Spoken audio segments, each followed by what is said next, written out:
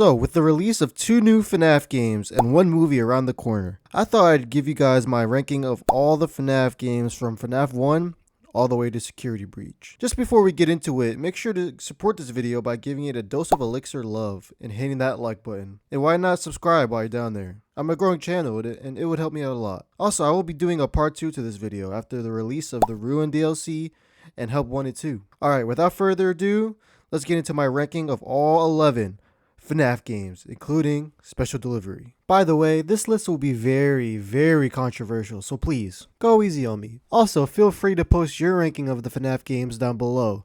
Just be respectful and kind. Alright, let's get into it. So first up, at number 11, we got FNAF World. Now, the reason why I put FNAF World at number 11 is because, for one, when Scott first released this game, it wasn't finished. He released it in like a 8-bit form. It was more like a retro looking game before all the complaints came in, and then he decided to change it and to make it more into like a 3D world. But not only that, I just feel like when it comes to the rest of the games, FNAF World doesn't really hold up. I mean, it's fun, it has some great moments, and it did give us something new and fresh. It kind of took us away from the whole hard aspect of FNAF and kind of put us in more like fun world with all the FNAF characters. And while it was a good time and there were some memorable moments, it just doesn't stand up with the rest of the FNAF games, if we're being honest. I mean, it was kind of confusing as well for some players, getting through the whole and finding all the glitches in the game. You needed at least like 1 or 2 tutorials to even like get pretty far in that game. And yeah, I had a good time with FNAF World, but it wasn't anywhere near the rest of the games on this list for me. So FNAF World, you're coming at number 11. Coming in at number 10, we got FNAF Special Delivery. Now, FNAF Special Delivery, I loved when it first came out. I played it in my room. It was something very different that I never experienced before. I never used to play AR games. So when this came out, I was like, it's FNAF and it's AR. It's the best way to get into AR. And while it was a unique experience, and, you know, it was cool being able to have FNAF animatronics come at me in my own room, I feel like as an AR game, this should be more playable outside of my house. You know, usually AR games like Pokemon Go, games like that, you can play them wherever you're at. However, with FNAF Special Delivery, it's like, if you're not playing it in your house, you're just gonna look like an idiot, you know, doing 360 in like a restaurant. It just don't work. Also, I just feel like there were a lot of missed opportunities with this game, and Steve will try to give us some of those missed opportunities with the plush trap minigame that they gave us. It kind of immersed us in like it gave us an actual visual and something to look at rather than it just being in your house and just it being your room. Like, they got more creative with it, which I will give them points for, but I just feel like there needs to be a lot more of that. And until then, this game just doesn't really hold up with the rest of the games on the list, similar to FNAF World. So, you know, with the AR experience and you not being able to play outside of your house, you gotta take off some points for that because it is an AR game after all. And while you could make the argument that Special Delivery is supposed to take place at home because of like the lore of FNAF, and that's like it's supposed to be a delivery service of animatronics to your household, but even then, it still doesn't hold up with the rest of the FNAF games, so it still falls kind of in the same situation. I will say though, some of the skins we got in FNAF Special Delivery have been just top notch, like mwah, like Freddy Frostbear, for example. So yeah, FNAF Special Delivery coming in at number 10. Coming in at number 9, we got FNAF 3. Now, yes, I know. Calm down. FNAF 3 fans, I know you guys are already angry, but listen, just hear me out. I love FNAF 3, mainly because it was our first introduction to Springtrap. Of course, you know, the late and great William Afton himself as Springtrap, after he got Springtrap in the FNAF 1 location after it reopened. However, I feel like while the gameplay is solid, and it is very intense with it just being you and Springtrap going at it one-on-one, like he's coming after you. It's an intense gameplay all throughout the nights. But I just feel like the gameplay wasn't as busy as the 2 games previous, and the jump scares were also a little bit lackluster. I mean, there might be an explanation for it lore-wise, but I just feel like you gotta knock points off for that. I mean, one of the best things about FNAF is the jump scares to me. So if you have a lackluster jump scare, you gotta knock some points off for that. While the Phantoms did kind of have like a surprising factor to their jump scare, I just feel like like it still didn't hold up too well with the other jump scares before them. Though I gotta be fair, the jump scares in FNAF 2 and 1, well, FNAF 1, actually, you could say those are pretty good jump scares. But in FNAF 2, they were okay. But in this one, it just felt like it was especially a downgrade. So that's one reason why I placed it where it is. Also, the gameplay itself got a little bit boring at times because it's just you and Glitch Trap. You're not really keeping an eye on too many other factors, which is to some people is a good thing. But to me, I like to be busy when I'm playing the game. I like to be doing a lot. I like to be kept like on my toes, busy all the time.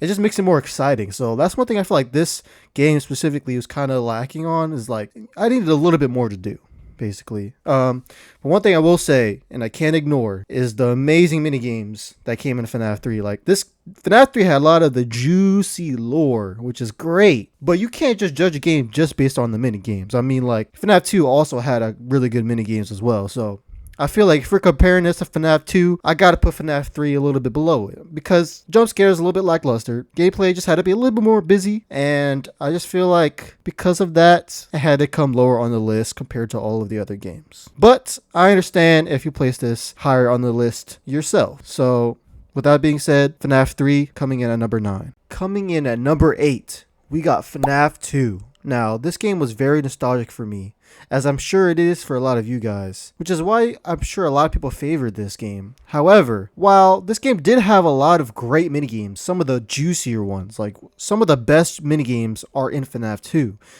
For example, the Go Go Go minigame and so forth. I had a lot of very important minigames, and they were very fun to play, and they were very interesting. They gave us that same feel that FNAF 1 gave us. Like, it had a lot of great little pieces of lore throughout. But I feel like this game is at a downfall, mainly with the actual gameplay itself. Now, the gameplay itself is not very creepy. I mean, our office is pretty lit up, and the toy animatronics themselves aren't very scary unless they're in the right lighting, but we can't really see them in the right lighting because most of the time the creepiest frames in this game are in the cameras, and you can't ever go in the cameras because of how convoluted and busy you are with all the other animatronics. There's basically no point in going on the cameras except for winding up the music box, unless you're like early on in the night. But I just feel like they didn't make great use of the cameras in this game in general, so that's one reason why I feel like it's at a downfall. Also, another thing I want to mention is the mechanics of the animatronics themselves. Now, for most of the animatronics, I mean, we got an abundance of animatronics in this game. We got the Wizards, we got the toy animatronics, we got Balloon Boys, we got marionettes, we got all these animatronics. But for most of them, we do the same thing. We put on our mask,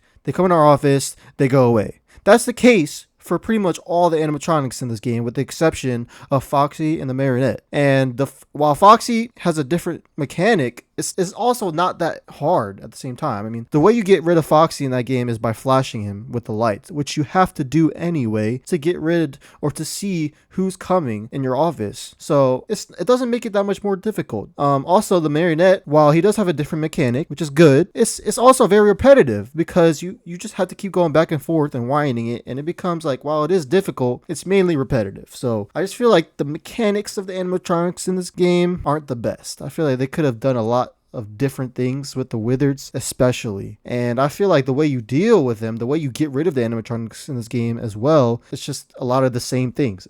You just do a lot of the same in this game. Like, there's no variety of like how you get rid of the animatronics. Like in Ultimate Custom Night, there's several ways, there's several things you have to do, and there's different ways to get rid of each animatronic. While in this game, while it is busy and it keeps you on your toes, you just do a lot of the same thing, which makes it feel very repetitive. So that definitely knocks points off this game for me, and is the reason why it's not higher on this list. With that being said, FNAF 2 has to come in at number 8. Coming in at number 7, we got FNAF 4. Now, FNAF 4 to this day, in my opinion, is still the scariest game in the FNAF franchise, with the exception of maybe Help Wanted. But besides Help Wanted, this is definitely the scariest game in the FNAF franchise. I mean, I struggled to even complete this game because of how scary it was. Like, especially the Fredbear Night. Like, this whole game is just extremely intense. The story is wonderful. The atmosphere is wonderful. The way they use sound cues in this game is just perfection. The mini games are great. Like, everything about this game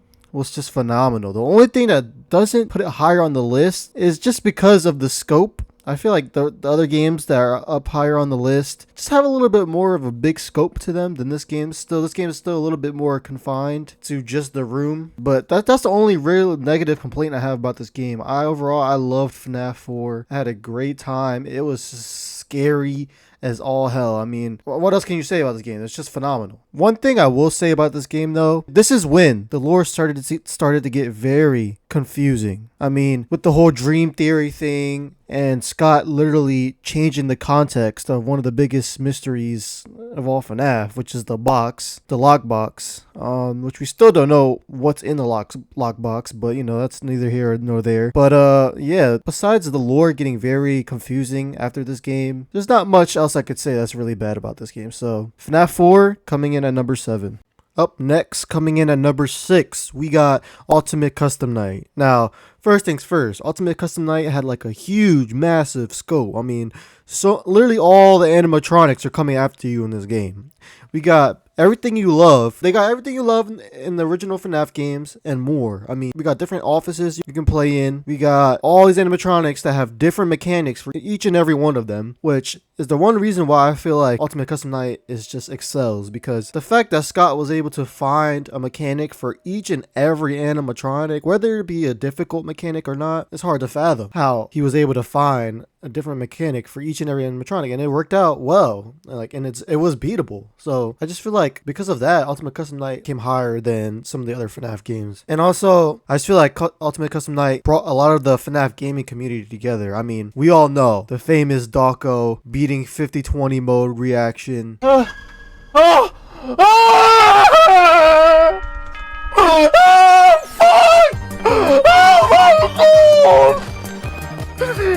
my god! Oh my kidding me!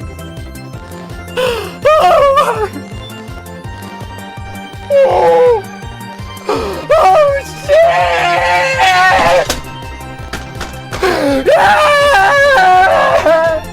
You know, it was extremely emotional. I was watching Dawko through that whole entire journey, and you know, I just feel like it brought a lot of us together, and I feel like we were all rooting for each other and trying to work together to find all the secrets, which I gotta say, all the voice lines for each and every animatronic is just phenomenal. Like, there's so many voice actors, talented voice actors for each one of these animatronics, and they all give you bits of lore, and you know, all throughout we get like amazing hints of lore, just like the FNAF 1. Like, that's what made FNAF 1 so great, and it's because of like just a perfectly placed lore and just like sprinkled just enough but not too much. And I feel like that was the case with this game as well. It gave us bits of lore with every single thing they gave us. Like the animations we got, that like the anime animations we got of like Freddy, Foxy, and Chica, representing William Afton, luring kids, and you know, like Susie with the dog. You know, it gave us lore without us even knowing it. Like, at first we played through this game, we were just looking at it like, oh, okay, this is like just a fun little animation, but it had lore. So I just feel like they made use of everything in this game. The mechanics were great. It brought a lot of us together, and it was just a great time. It was a great way to finish off, you know, like the original FNAF series of games. And I just feel like it deserves to be at this spot, but just doesn't quite make it over the top 5 on this list. So with that being said, Ultimate Custom Night, you're coming in at number 6. Starting off our top 5, we got FNAF 6. Now, the reason why I put FNAF 6 above Ultimate Custom Night is because, for one, the ending cutscene of FNAF 6 is something you would see in a movie. It was phenomenal. It gave us some of the most lore we've ever had thus far when it came out. It gave us some of the most FNAF lore to this day. Not only that, but the fact that it let you customize your own pizzeria, that in itself was also really great gameplay experience. Going through and buying each one of the decorations and the animatronics for your restaurant, it was really cool. It gave us a lot of extra lore outside of the cutscenes, the ending cutscene, which was the arcades. You know, we got the one of Susie and the dog. Random fun mini games with Helpy. It introduced us to Helpy, which is also fun. You know, who doesn't love Helpy? Not buff Helpy, but you know, regular Helpy.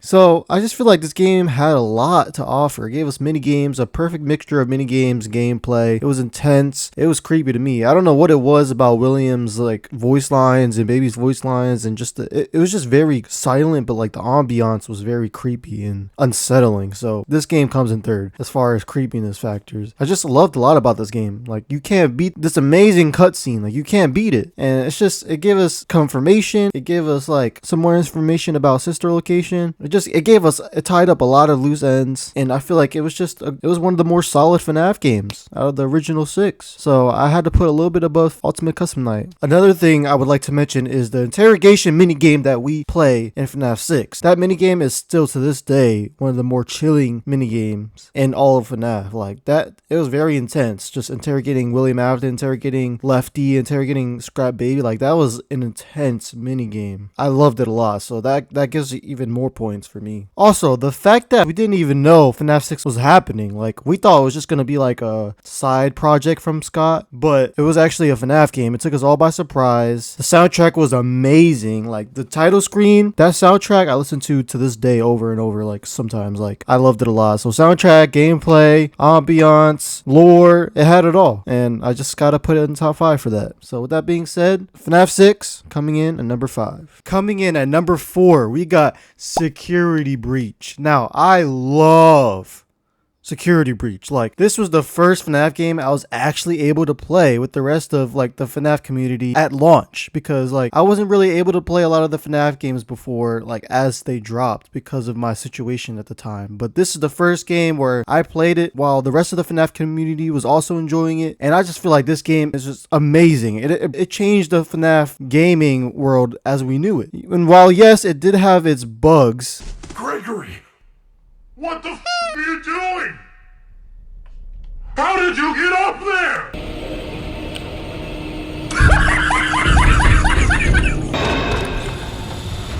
Bruh. Your family is looking for you. Even with those bugs, I feel like this game is still phenomenal. I mean, it's the first FNAF game to be free roam, and I feel like people don't give it enough credit for that, because I feel like just that fact alone makes it like one of the like top 5 FNAF games for me. So like, and not only that, but I mean, even the gameplay experience was incredible. I mean, we got Phaser Blast, we got Monty Gator Golf, we got the whole Music Man section, which was phenomenal. We got the daycare section, which was also phenomenal, one of the more scary parts of the game, you could say. Even the animatronic, their design is just brilliant. I mean, we got Monty in this game, we got Roxy, which is a great addition to the animatronic roster. I mean, there's just so many pluses about this game. So while it did have its glitches, I feel like the gameplay overall and what they did give us makes up for it. And plus, they're trying their best with patching these bugs, so give them some credit and some time. But I just feel like this game overall was an amazing experience, and one that I wish I could relive, because playing through that game the first time was just amazing. No other FNAF game has had the cutscenes that Security Breach just gave us. No other FNAF game had that level of production. So it's amazing to see that for the first time, and it was a great time overall, and I'm excited to see what's next for the game. Vanny herself was amazing. I'm a big fan of Vanny, so just the fact that we had Vanny, even though we didn't get much of Vanny, but you know, that's neither here nor there. I just feel like this game had a lot to offer, and it was great. It was a great time regardless of its bugs. So Security Breach coming in at number 4. Kicking off our top 3, we got FNAF 1, and I think we all know why FNAF 1 is top 3 FNAF game material. I mean, it's what started it all, and this game just had a perfect balance of everything. It was new, it was original, it's something we've never seen before in the horror genre. It was just so brilliant. The way that Scott used the ambiance in this game is just so classic. It's so original. The way the animatronics worked in that game was just flawless. It was perfectly balanced. It was easy to understand. Not only that, but Scott hinted tiny bits of lore throughout the game, just enough to hook the player on, and started everything. This kicked off an entire decade of just amazing fan art, amazing games, an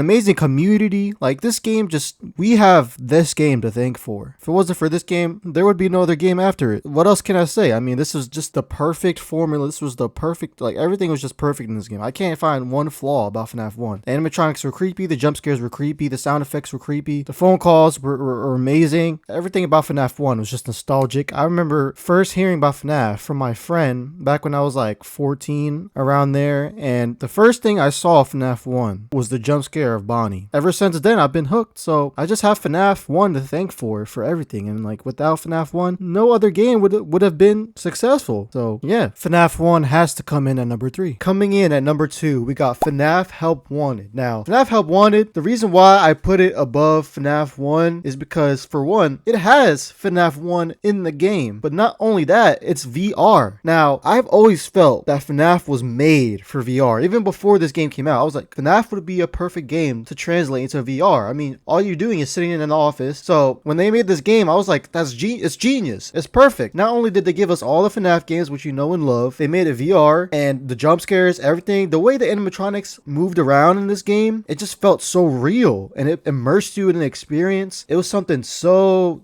unique, and even though I didn't get to play this game when it came out, it just looked like a great experience. I mean, and don't even get me started with the Curse of Dreadbear DLC. That in itself is amazing. I mean, it came out around Halloween, so we were already in the Halloween spirit, and then we got that, which was just the icing on the cake, like the cherry on top. And we got Grim Foxy, which was amazing to play. The game had so many pluses. It introduced us to Glitch Trap. It introduced us to Vanny. It did kind of flip the lore FNAF on its head, and it took us by surprise. But besides that, this game overall was phenomenal, and it had some amazing moments. I mean, the elevator mini game where you have to like do these tasks, and you have the animatronics chasing you, and that with that one ender jump scare, amazing, phenomenal. We had the trick or treat one, which I loved. We had the FNAF 4 bedroom mini games, which I loved as well. There was just so many pluses about this game. Like, everyone who I asked, they all say Help Wanted is in their top 3. Like, Help Wanted was just one of the best gameplay experiences out of all the FNAF games. It was VR, so that even that in itself is just outstanding, and already pushes it up to top 3. To this day, I feel like it's still one of the best VR games ever to be created. Like, it was just perfect. It translated perfectly. Everything we loved about the other FNAF games were in VR. What else could we ask for? It was a great experience, and I loved every bit of it. Not to mention the creepy scenes we got of Glitch Trap in that one mini game where he moves the curtain and tries to lure you in. That scene was just chilling, and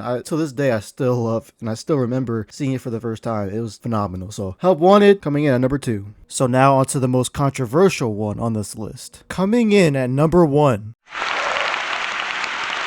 FNAF Sister Location. Now, I made this decision purely based on preference, although I do have some legit good points as to why this is the best FNAF game and my favorite one. Firstly, I want to say, this game has some of the best cutscenes aside from FNAF 6. I mean, we got the cutscene of Mike talking to William himself, pro Springlock. Father, it's me, Michael. I did it. I found it. It was right where you said it would be. They were all there. They didn't recognize me at first, but then they thought I was you. And I found her.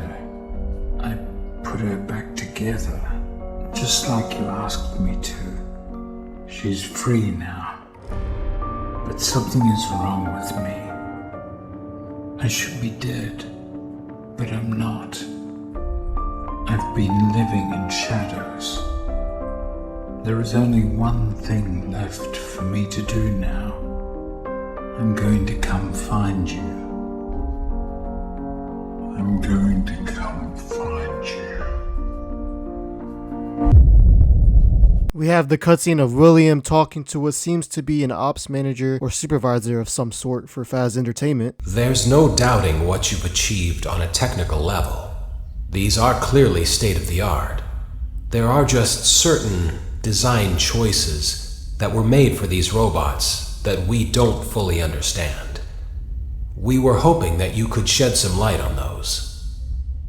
She can dance. She can sing. She's equipped with a built-in helium tank for inflating balloons right at her fingertips. She can take song requests. She can even dispense ice cream. With all due respect, those aren't the design choices we were curious about, Mr. Afton. And then we got the cutscene of Mike actively getting scooped and then turning into a Terminator, essentially.